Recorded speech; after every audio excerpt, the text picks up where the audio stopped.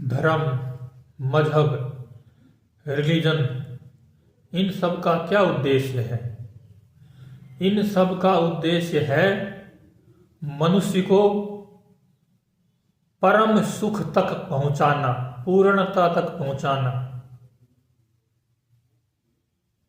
इनके अंदर जो जानकारी दी गई है वो किसी अवतार पुरुष, पैगंबर, ऋषि मुनि, तीर्थंकर, संत, महापुरुष द्वारा दी गई जानकारियां ही धर्म शास्त्रों में होती हैं।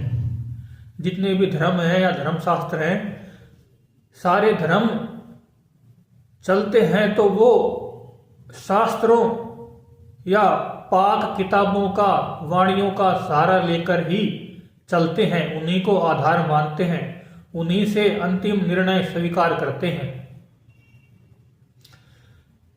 और इनमें जो कुछ बताया गया होता है वो सब क्या होता है? खुद का मनोविज्ञान, दूसरे जीव जंतुओं का मनोविज्ञान, पूरी प्रकृति का मनोविज्ञान, सारे ब्रह्मांडों का मनोविज्ञान, उन सब की जानकारी इन शास्त्रों में दी होती है या नहीं है तो होनी चाहिए।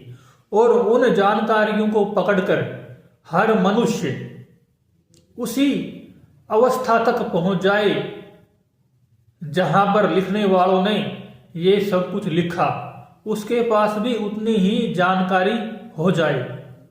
और वो जानकारी किसकी हो? संपूर्ण ब्रह्मांड के मालिक परमात्मा की। और भारतीय वेदांत शास्त्र की बात करें, बौद्ध जैन की बात करें, तो मालिक कोई भी नहीं है। अगर है तो पूरा एक ही है, हमारे भीतर का मालिक, हमारे बाहर का मालिक, सारा मालिक एक ही है। उस एक ही को जानने के बाद ही बाहर को भी जाना जाता है और भीतर को भी जान लिया जाता है।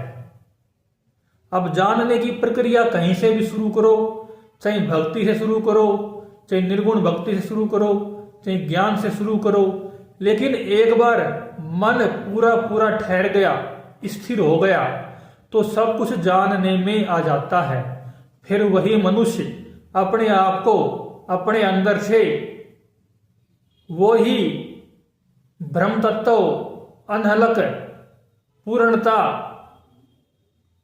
केवली भक्ति, केवल ज्ञान को महसूस करके खुद भी जान सकता है और दूसरों को भी प्रेरणा दे सकता है। तो इन सारे शास्त्रों का उद्देश्य है मनुष्य को परम सुख और पूर्ण जानकारी देना जो खुद में उतर सके।